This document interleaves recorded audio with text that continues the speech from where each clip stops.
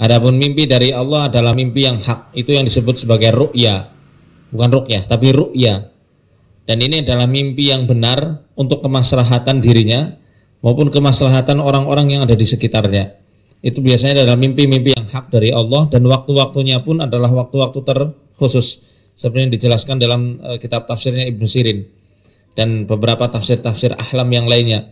Di antara waktu-waktu mimpi itu adalah mimpi yang hak, biasanya adalah ketika mimpi di sepertiga malam. Bangun, biasanya terbangun, oh lihat 2:30. Oh, biasanya mimpi-mimpi itu adalah mimpi-mimpi yang jadi petunjuk dari Allah Jalla Jalaluhu.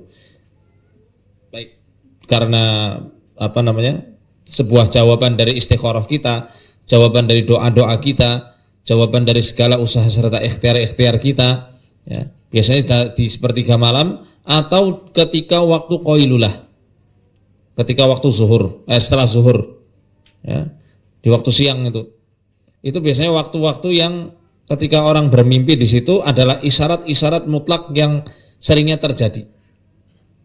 Ya. Adapun bunga tidur, ya bisa jadi sebelum antum mimpi tadi 73 akhwat itu sudah diceritain tentang hadis keutamaan orang-orang yang mati syahid, kemudian sangat berharap dan terobsesi untuk mati syahid. Amin ya. Saya doakan mati syahid. Semuanya. Ya, siapa yang nggak mau kan? Kalau tidak syahid ya husnul khotimah ya. Amin. Yang penting jangan ketiga suul khotimah ini, waliyadzubillah. Jangan sampai lah ya. Nah, mungkin setelah ada mendengar hal tersebut akhirnya terobsesi masuk ke dalam tidur, akhirnya menjadi mimpi-mimpi yang sudah terekam sebelumnya. Ya. Sama seperti ini. Kalau dalam tafsirul ahlamnya Ibnu Sirin rahimahullah taala, orang yang bermimpi tiba-tiba membaca surat Ar-Ra'd di juz 13, ya, maka itu adalah orang yang sebentar lagi kematiannya mendekat. Sebentar lagi kematiannya itu menjemput. Lalu apakah setiap orang yang mimpi surat Ar-Ra'd itu pasti orang yang mau meninggal? Ya kalau dia dalam kondisi sedang murojaah surat Ar-Ra'd, ya, atau sedang dalam proses menghafal surat Ar-Ra'd, ya nggak masuk dalam kriteria ini. Paham ya? Jadi sebelumnya tidak ada rekaman-rekaman yang terekam pada otaknya. Ya. Kalau mimpi sebelumnya sudah ada rekaman-rekamannya karena ikut pengajian atau mungkin melihat film, ya bisa jadi itu adalah rekaman bunga tidur saja.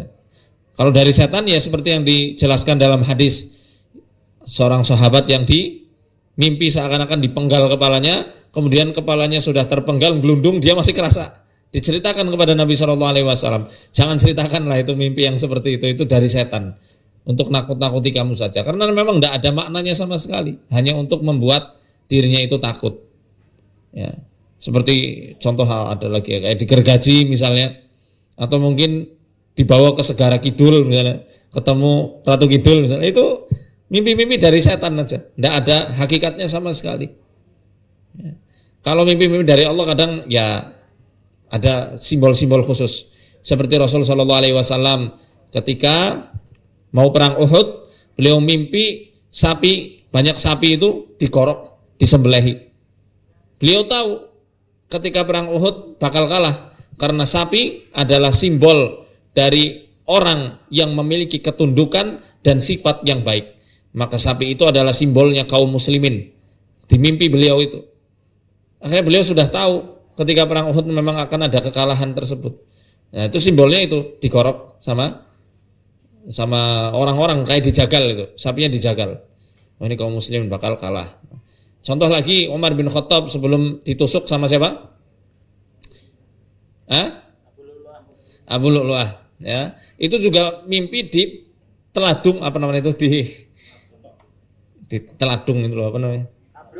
Bukan lah, patokan pakai ini. Bahkan di teladung gitu ya, di teladung sama ayam jago. Ya itu apalah bahasa saya di teladung gitu. Nah itu apa itu bahasa Indonesia nih? What's the meaning of teladung? Teladung sama ayam jago. Nah ayam jago ini secara simbolnya menandakan adanya laki-laki ajnabi, laki-laki yang asing yang akan membuat makar kepada Umar bin Khattab, dan beliau sudah jaga-jaga.